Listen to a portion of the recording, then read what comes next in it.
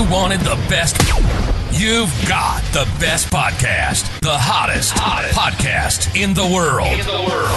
The Chris Voss Show, the preeminent podcast with guests so smart you may experience serious brain bleed. The CEOs, authors, thought leaders, visionaries, and motivators.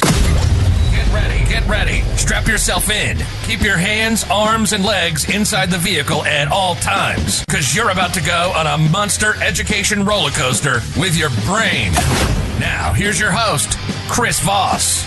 Folks, Voss here from thechrisvossshow.com. There you go, ladies and gentlemen. That makes it official. Welcome to the big show. As always, for nearly 20 years and over 3,000 episodes, we've been bringing the Chris Voss Show. We are the oldest living podcast in existence. If that doesn't tell you something, I don't know what will. That is putting out, the caveat is we're putting out 1 to 2 new shows a day. There's a couple that are still older than this, but they kind of just do it infrequently. But we care about our audience. We rock and roll and deliver all the good stuff. So be sure to support the show. Go to goodreads.com/Chris Voss, LinkedIn.com, YouTube.com, and Facebook.com/Chris Voss, one word.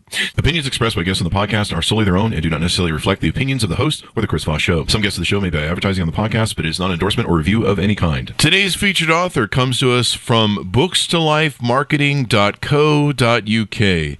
With expert publishing to strategic marketing, they help authors reach their audience and maximize their book success. Today we have an amazing young man on the show. We're talking about his book and book series that he's written. His first book in the series is entitled The Raid, More Than a Body Ought to Bear by Robert J. Rosenbaum. We're going to get into it with him and find out the deets and the stories he's weaving to entertain you and make maybe you learn some stuff. Bob holds a doctorate from the University of Texas at Austin in U.S. history with a specialty in the American West and has taught at 4 universities, the last being the Montrose campus of Colorado Mesa University. He also served as a speechwriter for the Texas Attorney General Jim Maddox, followed by a similar position for the Commissioner of the Texas General Land Office, Gary Morrow. In addition, he's written several scholarly works, chief among them being the Mexicano Resistance in the Southwest. As a younger man, he had a varied work history, working on a dairy farm, a paper mill's bull gang, and a construction laborer before learning the trades of roofing and housing painting. In his so-called retirement, he's served as fire chief and forest manager at Arrowhead. Welcome to the show. How are you, Bob?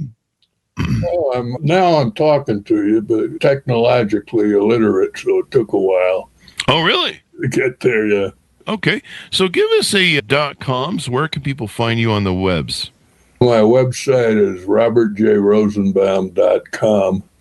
I must warn you that you don't want a period after the initial J. Okay. Yeah, that's probably smart. My web designer didn't think that was necessary. So give us a 30,000 overview of what's in this book. Right.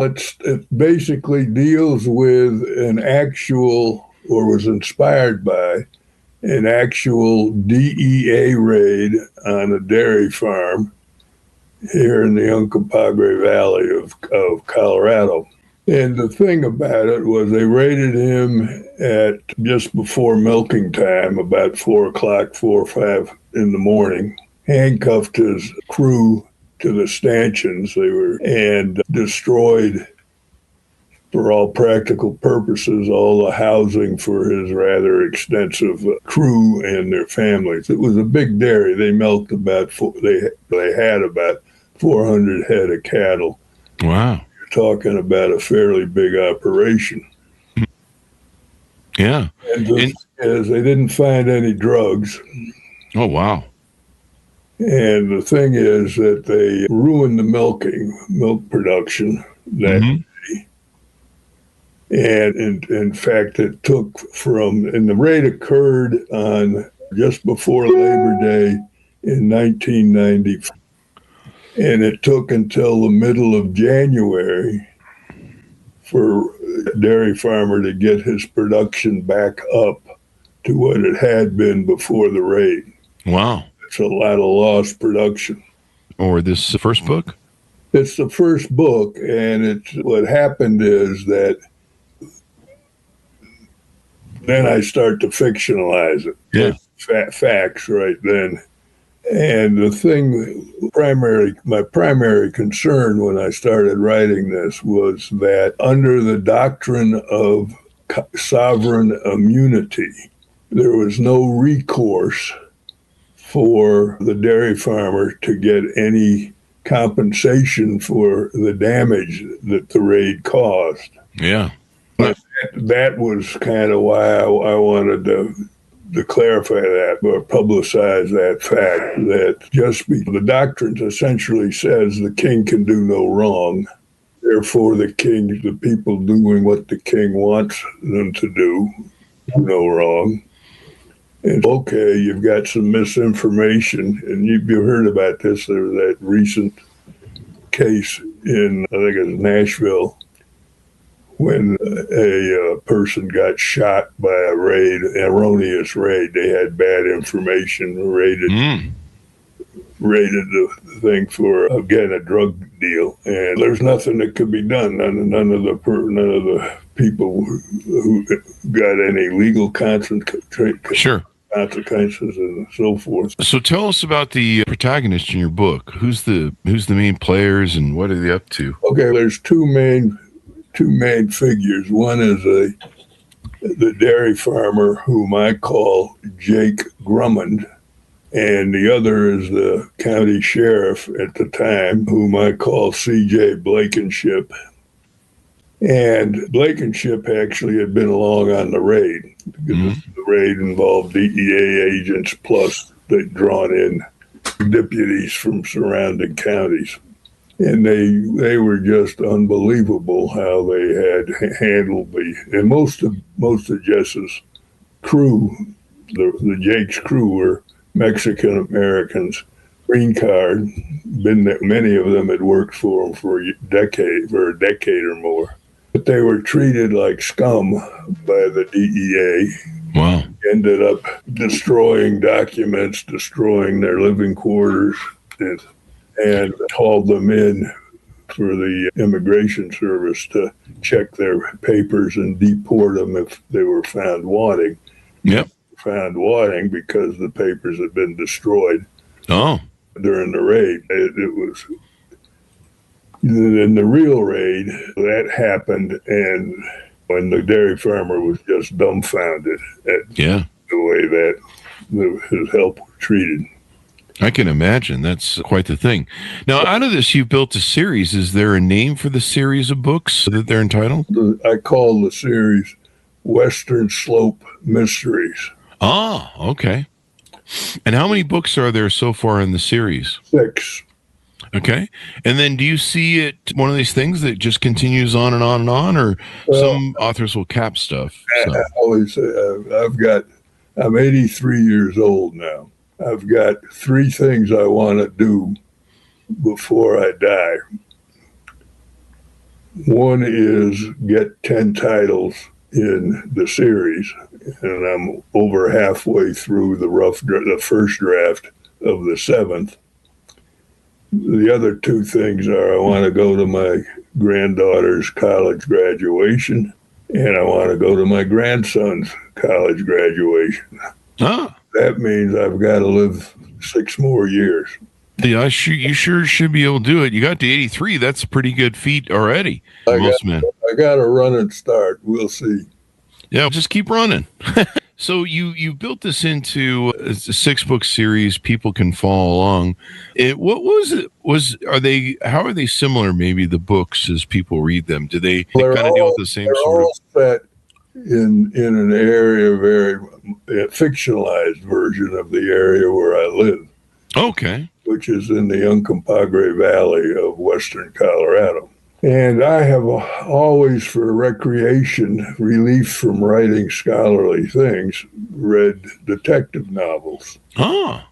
And one of the reasons that I like detective novels is that I view them, if they're not ethnohistory, they're at least travel literature.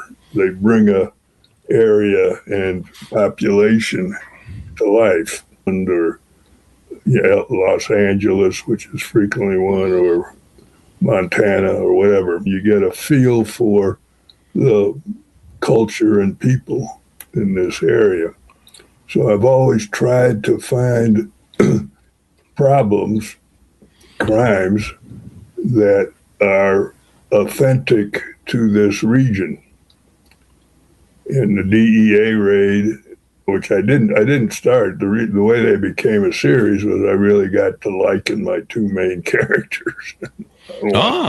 Send them off on another adventure and so forth.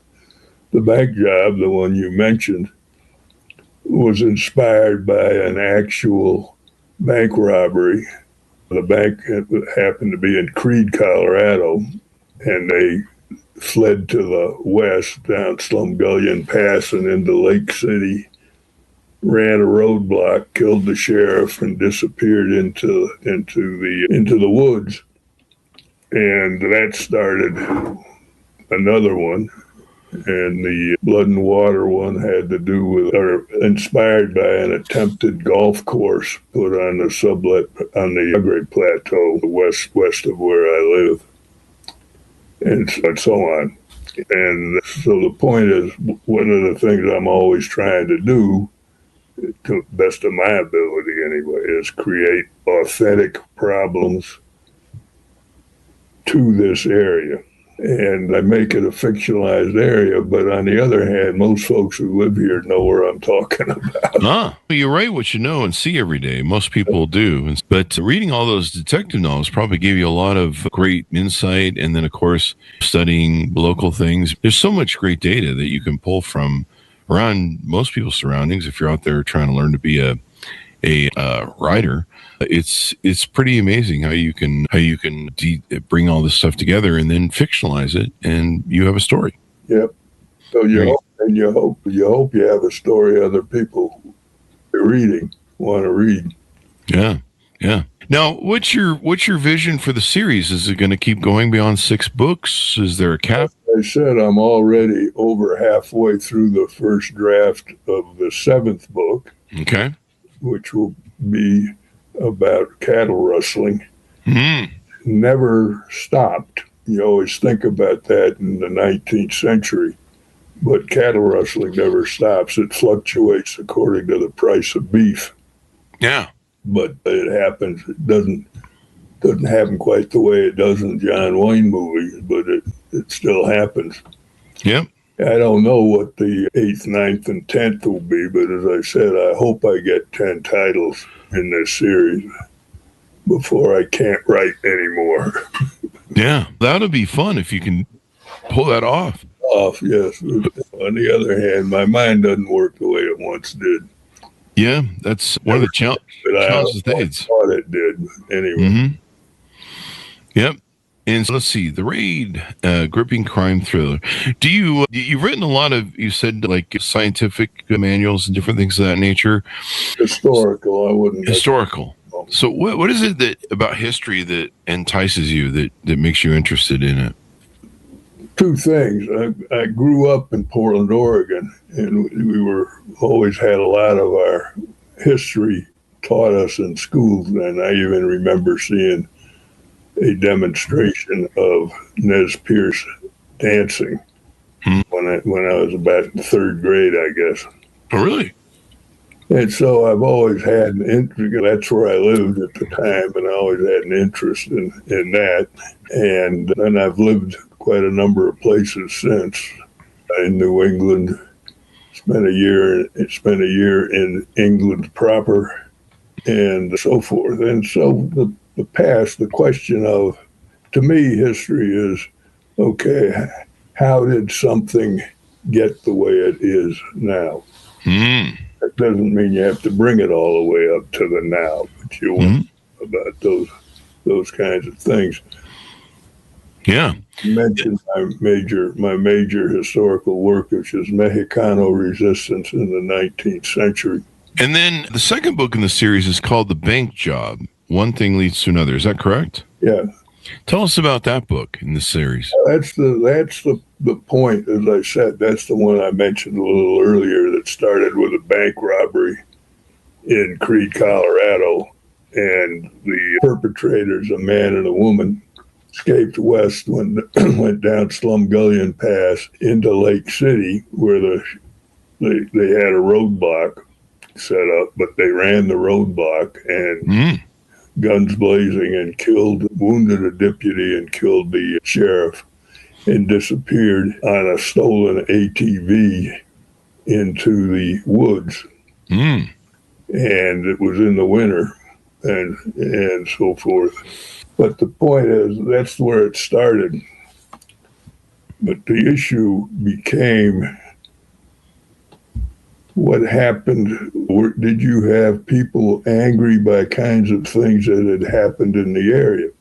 Thing that happened in our area was the creation of the Blue Mesa Reservoir, which is just before the Black Canyon.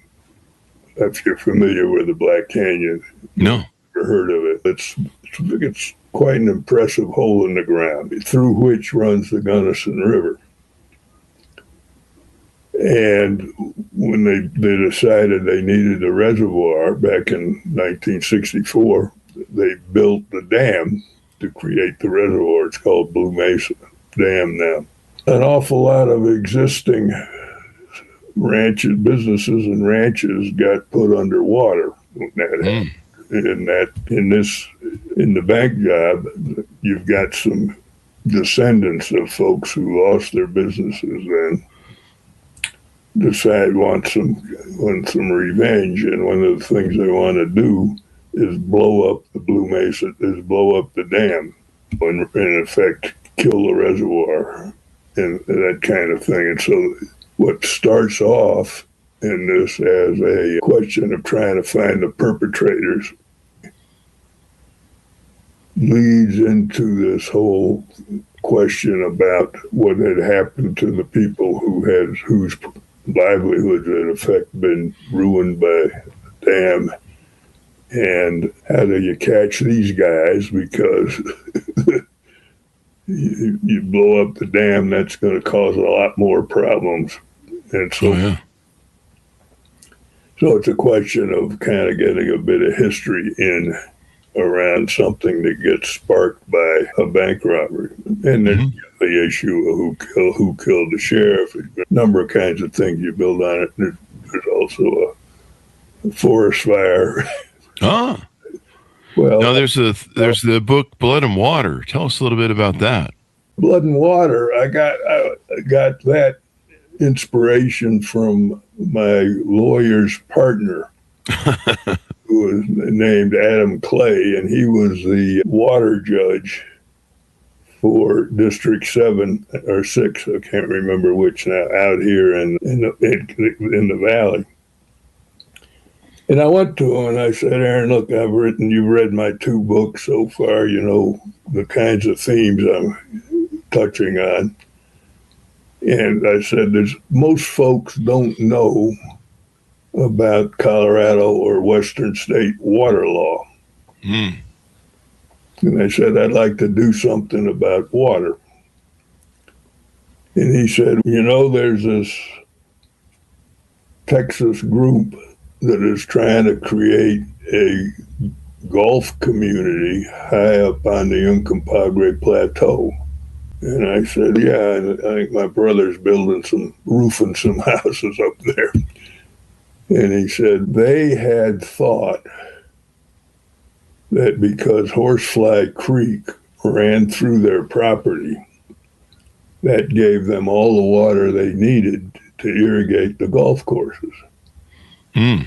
Perry and Rice, which in most of the country is how you get it, but you don't have that out here. You get a judgment from the water court that says you can have so much water from that stream, what your rights are. Yeah.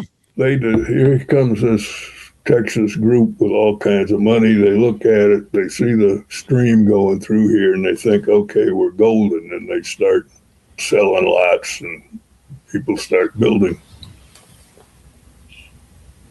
And they discovered they can't use the water of Horsefly Creek for irrigating their golf course because the oldest rights to use the Horsefly Creek water are owned by a rancher down in the valley. And he's not, and they have never granted water rights on Horsefly Creek since about 1903. And the reason is that you lose a lot of water because of cracks in the rocks. Oh, wow. Due to evaporation. So finally what the Texans did was they built a 10-mile or more tunnel pipeline up to their golf course and are now watering that golf course with chlorinated and filtered water from Montrose, the city of Montrose. Oh, wow. So these are all different ways that they've developed this. You've taken and put this down as a thing and built out the series. What do you hope readers come away with when they read your books? But they get a sense of what the culture and life and problems and successes are out here in this not particularly well-known area of the country. Can you tell me where the Uncompahgre Valley is? Me, personally? Yeah. No. No, that's my point. Yeah. And there you are. Okay. And what's going on. And so, as I said before, one reason I like this form is that many times, whether they're set in England or Scotland or Montana or Las Vegas or New York, you get a sense of people in place. With Ian Rankin, the Scottish crime writer who basically focused on Edinburgh, Scotland, always talks about, he says, there's a sense of place. And that's what I call it, kind of travel literature, borders on ethnohistory. And this is, to me, a very beautiful and interesting area. Although we've been getting an awful lot of wildfire smoke lately. But anyway, and there's a range of things. Blood and Water basically deals with rights off of a fictional Horsefly Creek. It is also followed by Skinwaters. I know that's the subtitle. It's followed by Fire this time, which is a continuation of Blood and Water and the problems there. The fifth one is Mountain Murder, which has to do with people coming in and not understanding how you have to function out here, particularly in the mountains. The blood in the cover, everybody seems to like Blood and Water because the cover shows a guy shot in the back on snow in a snowmobile riding away. Yeah. But that starts with one thing you have to do if you snowmobile or boat or whatever. You have to have everything registered annually. Have the sticker on there. And Mountain Murder begins with some guys coming up from Texas again. I lived in Texas for 26 years, so 27 years. Went up with rented snowmobiles that they'd rented in Dallas without stickers. And these guys are actually bad guys. And they're up and get challenged when they're out for a ride up high in the mountains by a Parks and Wildlife ranger. Oh, wow. And he's challenging about, you need your stickers, I'm going to write you up. So they shoot him, and off they go. And okay, what's going on here? And that ends up getting tied to gun running into Mexican cartels and so forth. So it broadens beyond that.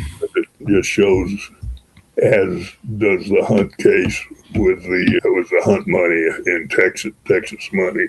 Oh, wow. The Blood and Water situation. So what are some lessons that your books teach? What do you hope readers maybe learn from them, or lessons that the protagonists and people in the book are experiencing? I don't know if I never think of them quite as lessons, but just an understanding of how they live in this culture. or aspects of how people have survived out here and what's changing and how they cope or don't cope, as the case may be. Yeah. Some people cope very badly with certain things. Yeah. Shooting people is not a particularly good way to cope with. That's not usually accepted in society. So people can learn things from your books. So you're working on the 7th book, and I guess you'll just keep running the series as long as you can, right? As long as I can. Yeah, as I said, my goal is 10, because that figure I don't think, since I'm writing slower and slower, I doubt that I'm going to live long enough to write more than 10. I hope I live long enough to make to the 10th one. And with books of this nature, you're also hoping that you can attract the interest of Hollywood and see if they can do a reasonable reproduction of what you were trying to do. Wonderful stuff you got going on there. As we go out, give people your .coms and final pitch out to order up your book wherever fine books are sold. Right now, one of the problems is because I've yet to place them with a traditional publisher. So the publisher that I've been dealing with went bankrupt. Oh no! Mainly because somebody stole about $1 million from them that was aimed for authors' royalties. Oh wow! So they're no longer there. So I now have just signed the contract with a new publisher, and it's called Ascendra.